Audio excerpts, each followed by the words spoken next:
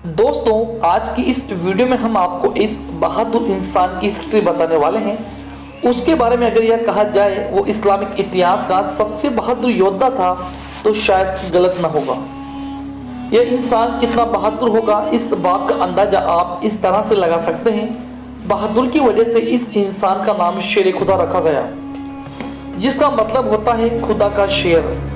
इस इंसान ने मुसलमानों की तरफ से हर एक जंग लड़ी। जिस जंग में भी दुश्मनों को ये खबर हो जाती कि दुश्मन दूसरी फौज में बहादुर योद्धा मौजूद है, दूसरी फौज के पसीने छूट जाते। जी हाँ दोस्तों, मैं बात कर रहा हूँ इस्लाम के चौथे खलीफा हजरत अली रज़ियल्लाहु ताला अन्हु के बारे में, जो एक बहादुर समझदार सिपह सालार थे। यही वजह है कि हजरत अली रज़ियल्लाहु ताला अन्हु हुजूर सल्लल्लाहु अलैहि वसल्लम का जाहिली दौर पर इस दुनिया से चले जाने के बाद जिन लोगों को इस सवाल पूछना होता तो वो हजरत अली के पास आते। दोस्तों, हजरत अली की पैदाइश 599 ईस्वी में अरब के शहर मक्का में हुई। इसके जो इनके वालिद थे उनका नाम अबू तालिब और इनकी वालिदा का नाम फातिमा बिन्त असद था। रिश्ते में हुजूर के न सिर्फ चचेजाद भाई बल्कि बाद में हुजूर सल्लल्लाहु अलैहि वसल्लम के दामाद भी बन गए। आगे चलकर हुजूर ने अपनी प्यारी बेटी हजरत फातिमा रज़ियल्लाहु ताला अन्हा का निकाह हजरत अली के साथ करवा दिया। करबला में शहीद होने वाले हजरत इमाम हुसैन और हजरत इमाम हसन इन्हीं के बेटे हैं। यही वजह थी कि हुजूर सल्लल्लाहु अलैहि वसल्लम के नवासे भी थे। दोस्तों, मैं आपको पहले ही बता चुका हूँ कि हुजूर ने अपनी बेटी का निकाह इनके साथ किया था। जिस वक्त हजरत अली का पैदाइश हुई उस वक्त हुजूर की उम्र 30 साल थी। ये हुजूर से 30 साल छोटे थे। साथ ही ये भी बता दें, हजरत अली की गिनती उन लोगों में हो जाती थी जिन्होंने इस्लाम को सबसे पहले अपनाया। इस्लाम अपनाते वक्त हजरत अली की उम्र महज 10 साल थी। हजरत अली ने बचपन से ही पढ़ना लिखना सीख लिया था, जो उस दौर में हद से ज़्यादा बड़ी बात हुआ करती थी, क्योंकि कोई भी इंसान इतनी कम उम्र में पढ़ना लिखना नहीं जानता था। इसी उम्र में हजरत अली ने घुड़सवारी तीरंदाजी और तलवारबाजी सीख ली थी। के साथ हुआ उस 53 साल की उम्र में जब हुजूर ने मक्का छोड़कर मदीना जाने का फैसला किया। हजरत अली ने वो मदीने में 2 साल रहने के बाद हुजूर ने अपनी बेटी की शादी हजरत अली से कर दी, जिनकी गिनती उस दौर में सबसे अमीर मुसलमानों में होती थी। हजरत उस्मान रज़ियल्लाहु ताला अन्हु ने वह जीरा 480 दिरहम में खरीदा। फिर वो जीरा वापस हजरत अली को ये कहते हुए वापस कर दिया कि यह मेरी तरफ से निकाह का तोहफा है। उन 480 दिरहम में आपने अपने निकाह के लिए सामान खरीदा और अपने घर के लिए भी पैसे बचाए। हजरत अली के निकाह के बाद मुसलमानों की पहली जंग हुई, जिसे हम और आप जंग बदर के नाम से जानते हैं। ये वही जंग थी जिसके बारे में आप अक्सर सुनते रहते हैं कि 313 मुसलमानों ने 1000 से ज़्यादा लोगों को हराया।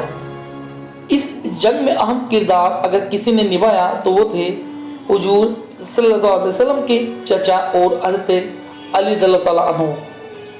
इसी जंग में अबू जहल नाम का मक्का का सरदार भी कत्ल हो गया था, जिसे मुसलमानों का सबसे बड़ा दुश्मन माना जाता था।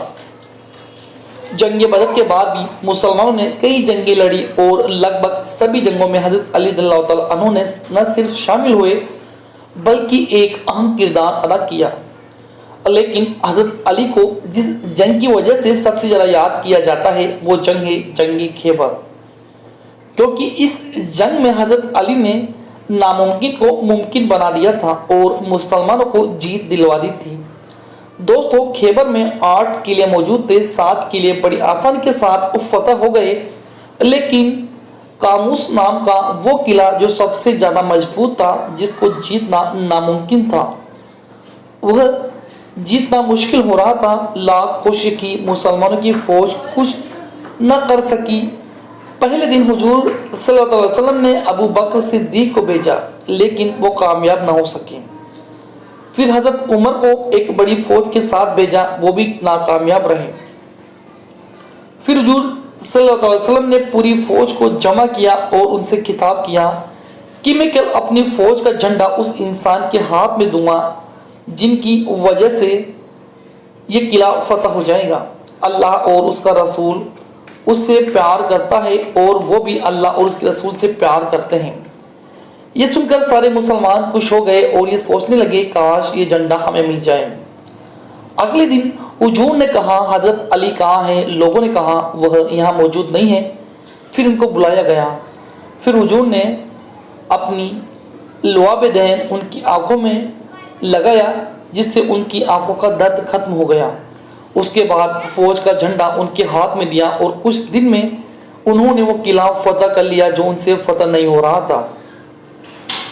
نہ صرف قلعہ فتح ہوا بلکہ قلعے میں موجود مرہب پہلوان کو بھی ہرایا، جس کے لیے پورے عرب میں یہ بات مشہور تھی کہ مرہب 1000 لوگوں پر اکیلا ہی کافی ہے۔ یہی وجہ تھی کوئی بھی انسان اسے لڑنے سے پہلے ہار مان لیتا۔ حضرت علی نے اسے ہرایا۔ پھر حضرت علی رضی اللہ تعالیٰ عنہ نے اس جنگ میں اس دروازے کو اٹھایا جس دروازے کو 25-30 لوگ نہیں کھول سکتے تھے۔ جب حضور نے اس دنیا کو الوداع کہا تو حضرت علی بہت پریشان ہوئے، بہت غمگین ہوئے، کیونکہ یہ حضرت علی کی زندگی کا سب سے بڑا صدمہ تھا۔ یہ کہا جاتا ہے کہ آپ حضرت علی رضی اللہ تعالیٰ عنہ نے ہی حضور صلی اللہ علیہ وسلم کو غسل دیا اور قبر میں اتارا۔ حضرت علی کی خلافت 4-5 سال رہی تھی۔ حضرت علی جب فجر کی نماز پڑھنے جا رہے تھے تب عبد الرحمن کے ایک خارزی نے تلوار سے حملہ کر دیا اور تلوار زہر سے بھری ہوئی تھی۔ حملہ کرنے والوں کو گرفتار کرنے کے بعد حضرت علی نے حضرت امام حسین اور حسن کو بلایا اور انہیں نصیحت دی کہ اگر میں اس زخم کی وجہ سے شہید ہو جاؤں تو تم اسے قتل کر دینا، لیکن اگر میں بچ گیا تو میری مرضی ہے میں اسے چھوڑوں یا قتل کروں۔ دوستوں، اسی زخم کی وجہ سے حضرت علی رضی اللہ تعالیٰ عنہ شہید ہو گئے۔ دوستوں، حضرت علی رضی اللہ تعالیٰ عنہ کی شان کیا نرالی شان تھی، جو اتنے میل مربع کا ایک مالک تھا۔ دوستوں، بہت طاقتور حضرت علی رضی اللہ تعالیٰ عنہ تھے۔ جب بھی آپ کسی مصیبت میں آئے تو حضرت علی رضی اللہ تعالیٰ عنہ کا نعرہ لگا دیں، انشاءاللہ تعالیٰ آپ کی مصیبت دور ہو جائے گی۔ دوستوں، آپ اس ویڈیو کو دل سے ایک لائک کر دیجیے گا اور ہمارے چینل کو آپ سبسکرائب کر دیجیے گا۔